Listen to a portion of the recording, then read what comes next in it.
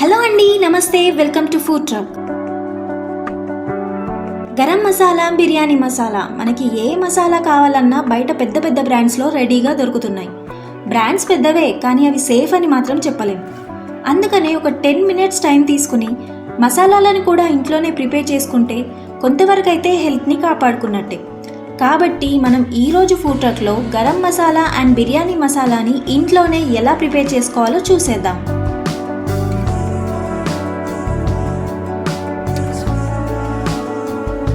ముందుగా గరం మసాలా రెసిపీ చూద్దాం.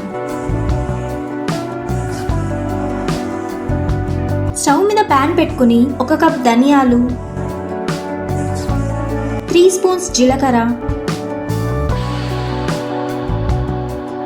కొంచెం దగడ పువ్వు, 2 టేబుల్ స్పూన్స్ మిరియాలు, 3 చిన్న దాల్చిన చెక్క ముక్కలు, 10 యాలకులు, 8 లవంగాలు, 1 అనాస పువ్వు, 2 జాపత్రి, 2 బిర్యానీ ఆకులు, 4 ఎండుమిరపకాయలు, చిటికెడు ఉప్పు వేసుకుని స్టవ్ని లో ఫ్లేమ్లో పెట్టుకుని అన్నిటినీ కలుపుతూ లైట్గా డ్రై రోస్ట్ చేసుకోవాలి.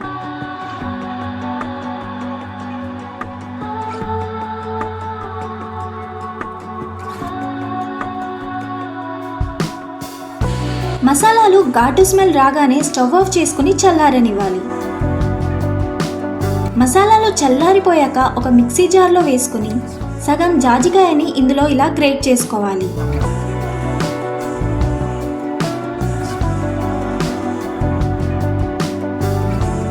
ఇప్పుడు ఇంకా మూత పెట్టేసి గ్రైండ్ చేసుకుందాం.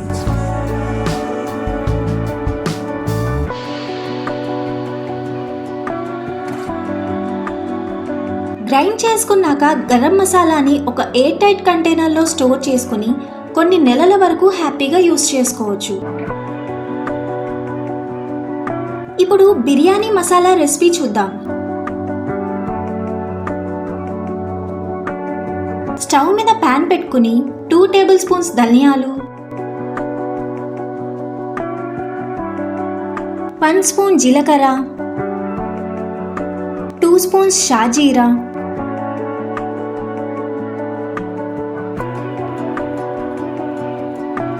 2 టేబుల్ స్పూన్స్ యాలకులు, 3 చిన్న దాల్చిన చెక్క ముక్కలు, 1 టేబుల్ స్పూన్ మిరియాలు,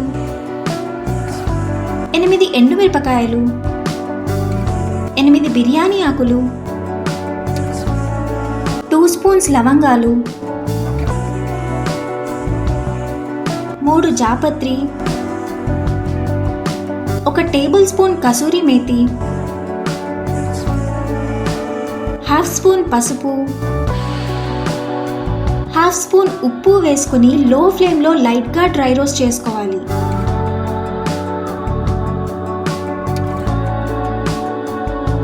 మసాలాలు ఘాటు స్మెల్ రాగానే స్టవ్ ఆఫ్ చేసుకుని చల్లారనివ్వాలి. మసాలాలు చల్లారిపోయాక ఒక మిక్సీ జార్లో వేసుకుని సగం జాజికాయని ఇందులో ఇలా గ్రేట్ చేసుకోవాలి.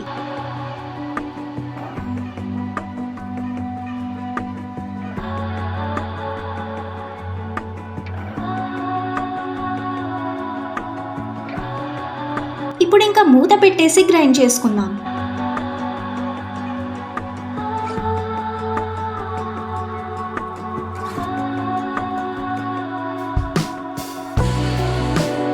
గ్రైండ్ చేసుకున్నాక బిర్యానీ మసాలాని ఒక ఎయిర్ టైట్ కంటైనర్లో స్టోర్ చేసుకుంటే కొన్ని నెలల వరకు యూజ్ చేసుకోవచ్చు. చూసారు కదా, గరం మసాలా, బిర్యానీ మసాలా ఇంట్లోనే చాలా ఈజీగా చేసుకున్నాం. మసాలాని మాత్రం డ్రై రోస్ట్ చేసేటప్పుడు అవి మాడిపోకుండా జాగ్రత్తగా చూసుకుంటే సరిపోతుంది. బ్రాండ్ పేర్లు చెప్పి హెల్త్ని పాడు చేసే మసాలా పౌడర్స్ని కొనడం మానేసి ఇంట్లోనే ప్రిపేర్ చేసుకుని హెల్తీగా ఉండండి. అండ్ రెసిపీ ఎలా వచ్చిందో కామెంట్ సెక్షన్లో మెన్షన్ చేయండి.